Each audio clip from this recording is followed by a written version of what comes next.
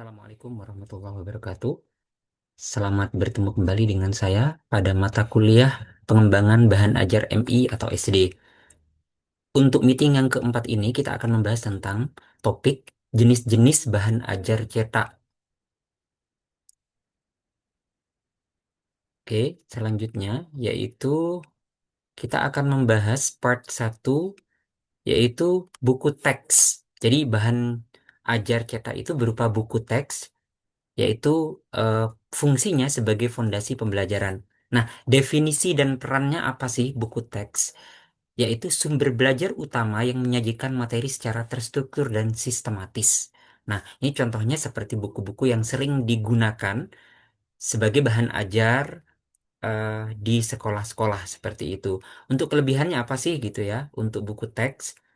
Yang pertama, komprehensif dan lengkap, menyeluruh dan lengkap. Kemudian yang kedua, terdokumentasi dengan baik gitu. Karena memang terrecord atau terekam secara tertulis, kemudian menjadi referensi utama. Nah, umumnya atau lazimnya buku teks di sekolah SD atau MI sebagai bahan ajar itu biasanya menjadi referensi utama. Kemudian kekurangannya apa? Yang pertama, terkadang kaku dan kurang interaktif. Sifatnya monologis gitu ya. Dan sifatnya rigid, kaku, dan kurang interaktif. Kemudian yang kedua, perlu update berkala. Karena biasanya kalau sudah cetak itu kan sudah paten gitu ya. Makanya menjadi penting untuk kemudian ada update secara berkala. Misalkan ada edisi revisi yang kemudian disesuaikan dengan konteks dan perkembangan ini, dinamika keilmuan, dinamika materi dan seterusnya. Kemudian untuk berikutnya adalah cara memilih buku teks yang baik. Caranya gimana? Yang pertama, relevansi kurikulum. Jadi buku teks yang baik adalah buku teks tersebut maksudnya itu harus relevan dengan kurikulum, tuntutan kurikulum, yaitu sesuai dengan tujuan pembelajaran nasional.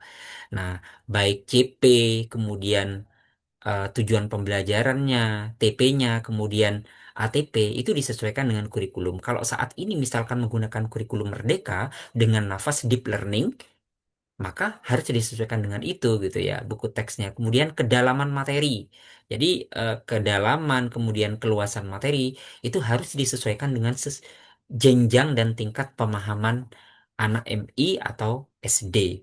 Jadi secara psikologis perkembangan peserta didik itu juga disesuaikan gitu. Kedalaman dan keluasan materinya disesuaikan dengan jenjang mereka. Kalau kelas satu ya kelas satu, kelas 2 dengan kelas 2 dan seterusnya. Itu disesuaikan dengan mereka. Kemudian bahasanya juga harus mudah gitu ya. Yaitu dalam artian dapat dipahami oleh siswa dan guru dengan jelas. Jadi buku teksnya harus seperti itu gitu. Bahasanya harus mudah. Kemudian desain visualnya misalkan mendukung pemahaman dan menarik perhatian.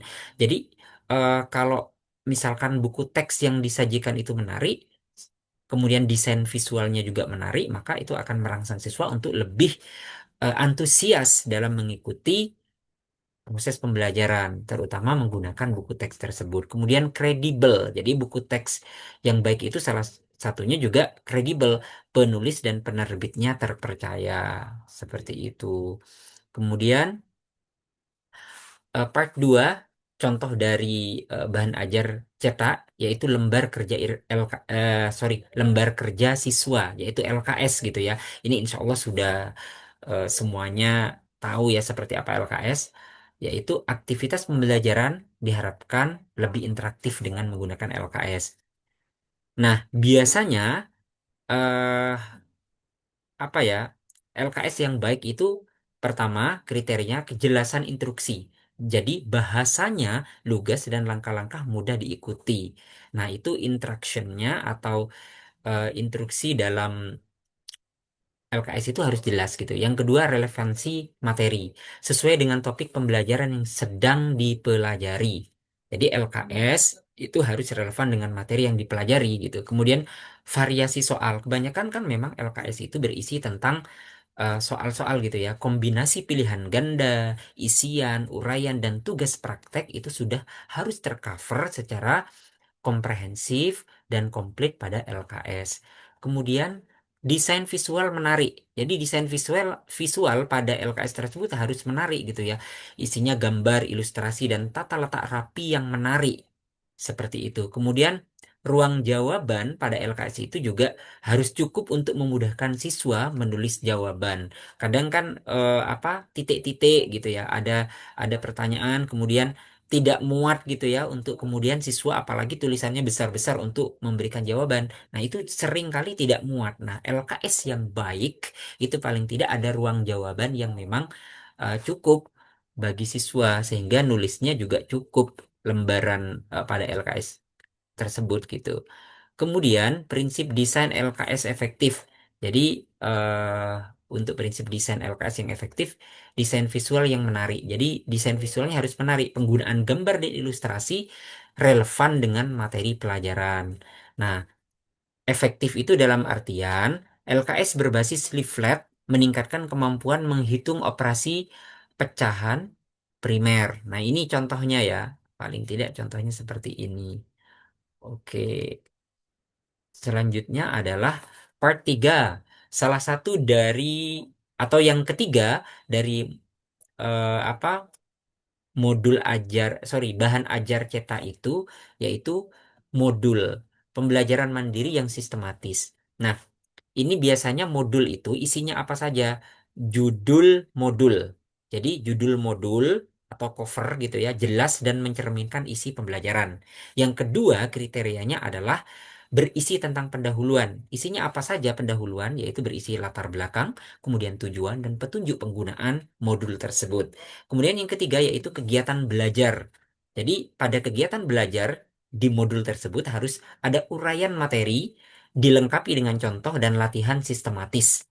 Seperti itu. Kemudian kriteria yang keempat yaitu berisi tentang rangkuman. Jadi modul tersebut berisi tentang rangkuman. Isinya apa? Poin-poin penting setiap kegiatan belajar. Seperti itu. Kemudian kriteria yang kelima, modul ajar yang mandiri dan sistematis itu adalah berisi tentang tes formatif, yaitu soal evaluasi untuk ukur pemahaman siswa pada setiap uji kompetensinya.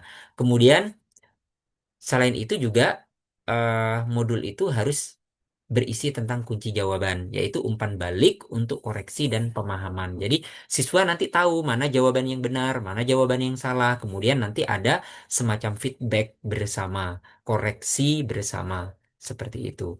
Kemudian yang ketujuh berisi tentang daftar pustaka, sumber referensi yang digunakan. Nah, ini harus jelas gitu ya. Isi dari modul harus ada referensi yang jelas.